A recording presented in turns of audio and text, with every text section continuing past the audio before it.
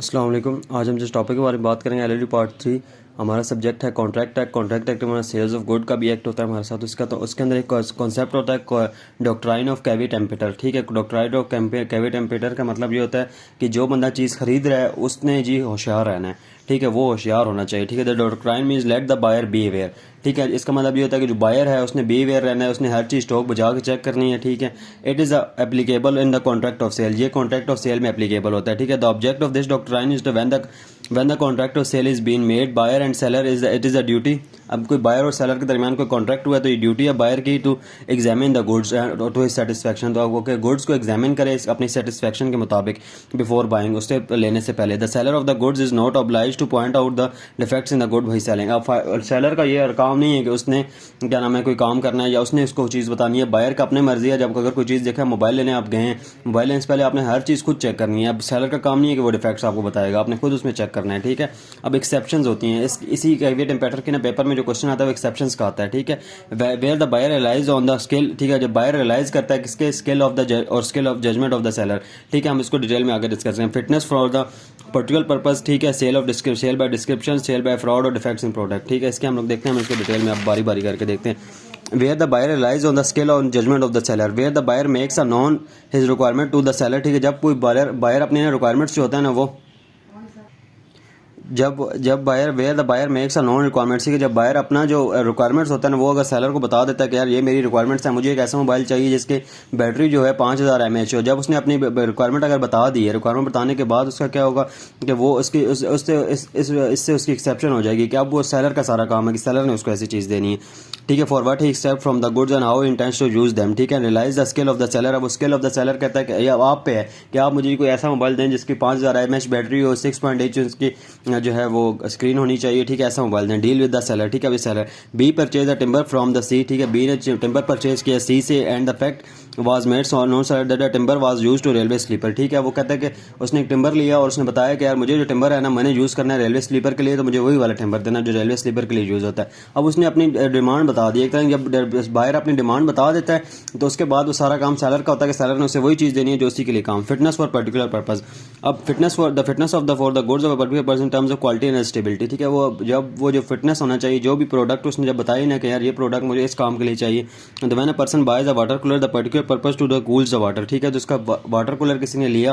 ठीक है, जो तो उसका पर्टिकुलर पर्पस आप देखे समझ आ रहा है कि आप वो पानी को ठंडा रखें। ठीक है, अब कोई ऐसा वाटर कूलर सेलर दे देता है जो पानी को ठंडा ही नहीं रखता, तो इसके बाद सेलर उसमें लायबल होगा। इसका ये नहीं कहा जाएगा कि यार तुमने चेक करना था ना। पर एक जो चीज़ जेन्युइन नज़र आ रही है कि अगर किसी बंदे ने वाटर कूलर लिया है तो वाटर कूलर का यही होता है कि उसने देखना है कि पानी ठंडा करेगा, और पानी अगर वो नहीं एक जेन्युइन चीज़ अगर नहीं ठंडा करेगा तो उसके बाद क्या होगा, वो नहीं यूज़ होगा उसमें। और कैवी टेम्पेटर का जो कॉन्सेप्ट है ये उसमें लाइबल नहीं होगा। ठीक है, अच्छा, sale by description. When the sale of good by description and involve some warranty the doctrine is not applicable. अच्छा, अब जब कोई वारंटी वगैरह सेलर दे देता है, सेलर कहता है कि यार ये चीज़ इसमें है, कोई वारंटी दे देता है।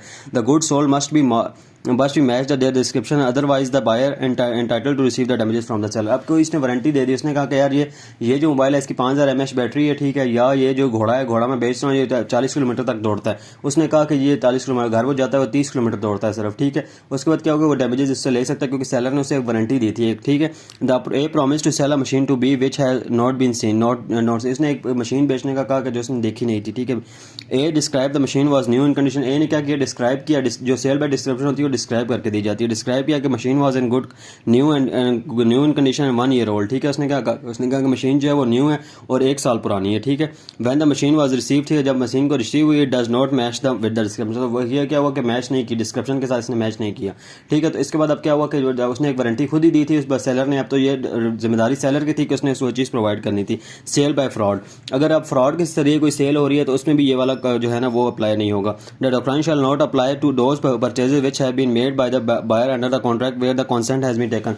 अब कोई फ्रॉड से कंसेंट लिया कि आप कंसेंट, आपको पता है फ्रॉड से कैसे लिए, कोई कंसील किया किसी फैक्ट को मतलब कोई ऐसी स्टेटमेंट दी जिसकी वजह से अगला बंदा डिसीव करने के लिए, किसी अगले बंदे को धोखा देने के लिए फ्रॉड में।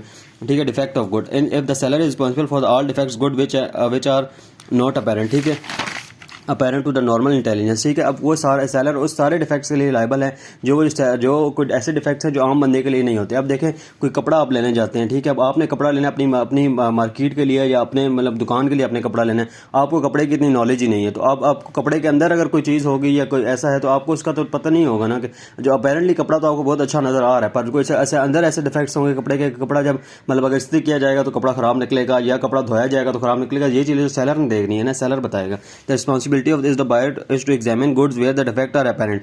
उसने बायर की ड्यूटी ये है कि जहाँ पे आपको नजर आ रहे हैं वो वाले सिर्फ डिफेक्ट्स आपने देखने हैं, ठीक है। The buyer can not support which are not apparent so that the liability of the seller, ठीक है। अब जहाँ पे जो अपेरेंट नहीं है वहाँ पे लाइबिलिटी जो है सेलर के पास चली जाती है, ठीक है।